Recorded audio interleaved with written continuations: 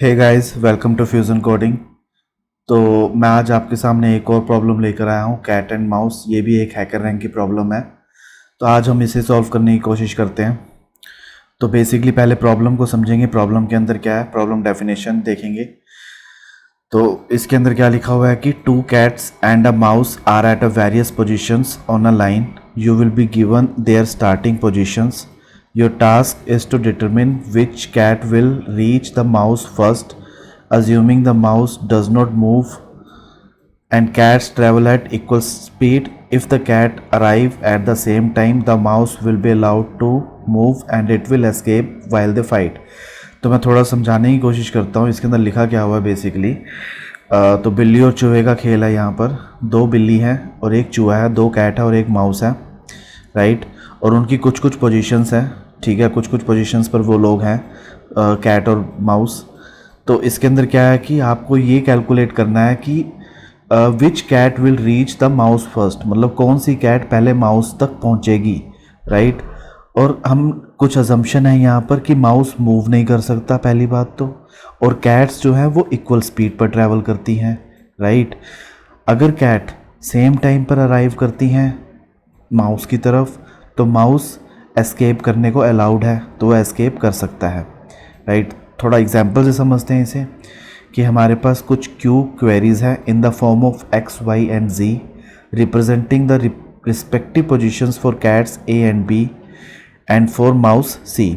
तो हमें cat A और बी की पोजीशन है x and y, and mouse C की पोजीशन है दैट इज़ जी। हमें एक फंक्शन लिखना है कैट एंड माउस, जो कि नीचे लिखा हुआ है यहाँ पर एडिटर पे, कैट एंड माउस। तो ये कुछ फंक्शन है एक हमारा जो हमें कंप्लीट करना है बेसिकली, राइट। तो ऊपर चलते हैं वापस। तो इसके अंदर क्या लिखा हुआ है कि return the appropriate answer to each query which will be printed on a new line, right. तो क्या लिखा हुआ है, if cat A catches the mouse first, तो हमें कैट ए प्रिंट करना है। अगर कैट बी माउस को पहले कैच करती है तो हमें कैट बी प्रिंट करना है। अगर दोनों कैट सेम टाइम पर माउस की तरफ पहुंचती हैं तो हमें क्या प्रिंट करना, माउस सी, बिकॉज माउस तो उस टाइम पे एस्केप हो जाएगा, दोनों कैट फाइट कर रही हैं, राइट। तो अब एक एग्जांपल दिया हुआ है इसके अंदर कि x2 है यहाँ पर, मतलब उसकी x was for cat A, y is for cat B and z for mouse C, right. तो कैट A की पोजीशन 2 है यहाँ पर, कैट B की पोजीशन यहाँ पे 5 है और माउस C की पोजीशन 4 है, ठीक है। अब थोड़ा से सोचने की कोशिश करो। तो इसके अंदर लिखा क्या हुआ है कि हमारी कैट A, B और माउस की पोजीशन दी हुई है 2, 5 और 4। तो अगर हम यहाँ पे क्लियरली देखें तो जो कैट B की पोजीशन है जो 5 है, ये माउस से सिर्फ 1 यूनिट दूर है, सिर्फ क्योंकि 4 इसका है माउस का और ये 5 है। और कैट A से कंपेयर करें तो ये कितना यूनिट दूर है, 2 यूनिट। 4 और 2 को कंपेयर करें तो ये 2 यूनिट दूर है। तो इसका मतलब यहाँ पे सबसे पहले कैट माउस की तरफ कैट बी पहुँचेगी, माउस की तरफ कैट बी पहुँचेगी, तो हमें क्या रिटर्न करना है, कैट बी, राइट। तो वेरी सिंपल। तो इसके अंदर फंक्शन डिस्क्रिप्शन दिया हुआ है कुछ, और रिटर्न क्या करना है वो बताया हुआ हमें कि जो मैंने आपको ऊपर भी बता दिया। खैर, हमें इंट है तीनों की तीनों वैल्यूज़ एक्स वाई और जी। इंट एक्स हमें ए की पोजीशन बता रहा है, इंट वाई हमें बी की पोजीशन बता रहा है, एंड इंट जी हमें माउस सी की पोजीशन बता रहा है, राइट। हमें रिटर्न क्या करना है, इधर कैट ए, कैट बी और माउस सी।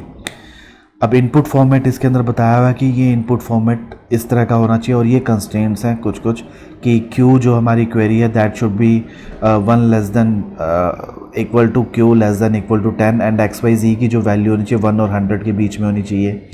तो अब इसके अंदर एक और एग्जांपल से भी समझाया हुआ है, वैसे इनपुट दिया हुआ है। तो बेसिकली 2 क्वेरीज हैं इसके अंदर। तो हम पहली क्वेरी को समझते हैं, पहली क्वेरी में क्या है। तो यहाँ पे बताया कि हमारी जो x है that is 1, basically cat A की पोजीशन, जो y है दैट इज़ कैट B की पोजीशन, और ये z माउस C की पोजीशन। तो अगर हम यहाँ पे नॉर्मल सोचने की कोशिश करेंगे कि क्या है कि यहाँ पे डायग्राम से भी दिखाया, मैं डायग्राम से ही दिखाता हूँ। तो कैट A 1 पोजीशन पे है, कैट B 2 पोजीशन पे, एंड माउस C 3 पोजीशन पे है, दैट्स इट। अब यहाँ पे देखो तो कैट बी का और माउस सी के बीच का डिफरेंस 1 यूनिट है और कैट ए और माउस सी के बीच का डिफरेंस दैट इज़ 2 यूनिट। तो हमारे इस केस में कैट बी पहले पहुँचेगी। तो हमें क्या रिटर्न करना है पहली क्वेरी के लिए, that is cat B, as much as simple. Second query के लिए चलते हैं हम।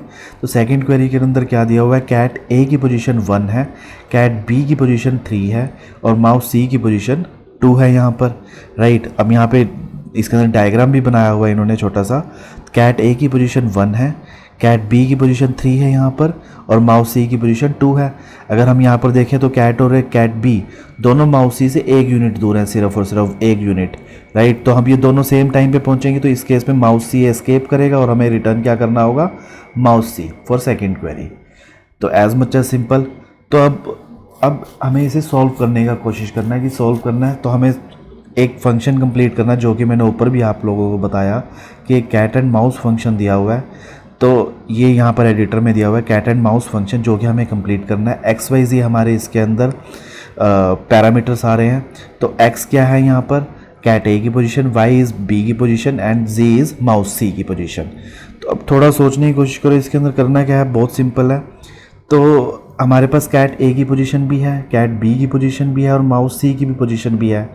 तो यहाँ पे सिंपल मैथमेटिक्स से हमारा काम चल जाएगा। अगर आप थोड़ा सा भी सोचो तो सिंपल मैथमेटिक्स से हमारा काम चल सकता है इसके अंदर, राइट।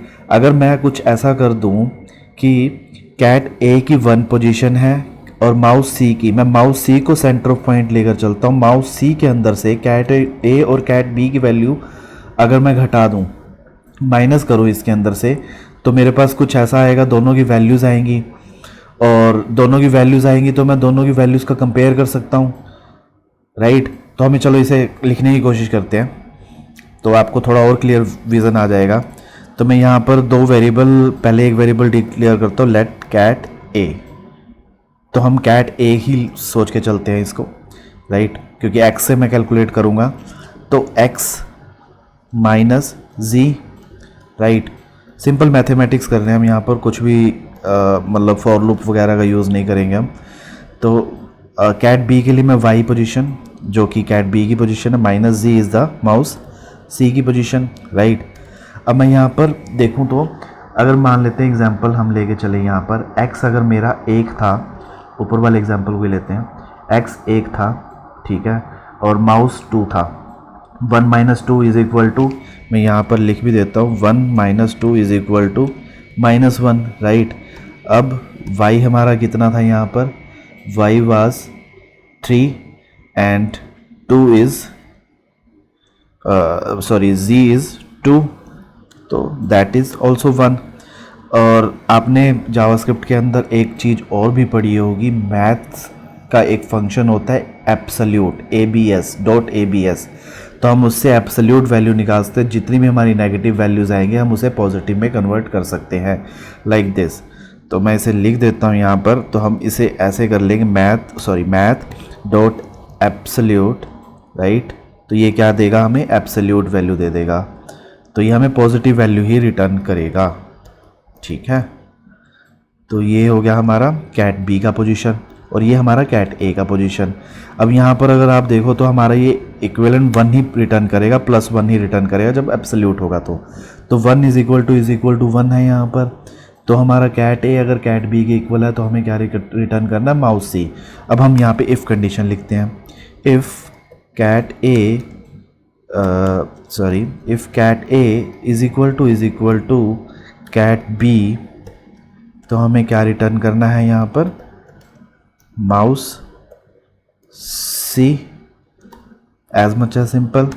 एल्स में हम क्या करेंगे कि इफ़ कैट ए, हम लेस देन की कंडीशन ले लेते हैं पहले, if cat A less than cat B, तो उस केस में हमें क्या रिटर्न करना है, अगर कैट ए की वैल्यू कैट बी से कम है, मतलब कैट ए हमारे माउस के पास पहले पहुंचेगा, राइट। तो उस केस में हम क्या रिटर्न करेंगे, रिटर्न कैट ए, राइट।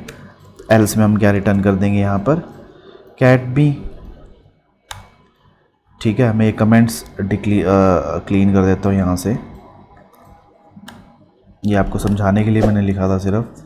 तो आपको ये समझ आएगा कि मैट डॉट एब्सोल्यूट का यूज़ करके मैंने माइनस को पॉजिटिव में कन्वर्ट कर दिया। यहाँ से कैट ए की पोजीशन, मतलब कैट ए की दूरी निकाल ली जेड से माउस से, और कैट बी की दूरी निकाल ली माउस से। तो मैंने यहाँ पे ये इफ़ का चेक लगा दिया, अगर वो दोनों इक्वल हैं तो हम माउस से रिटर्न कर देंगे। एल्स में हम अगर ये चेक करेंगे लेस देन है, कैट ए लेस देन है, तो हम कैट ए रिटर्न कर देंगे, और एल्स में हम रिटर्न कैट बी। इसे रन करके देखते हैं कि ये कोड हमारा चल भी रहा है कि नहीं चल रहा। तो let's run this code and see, yes it's working. तो आप देखो तो 1 2 3 cat B and mouse C हमारा आउटपुट आया, और expected output was also same. अब सबमिट करते हैं इस कोड को।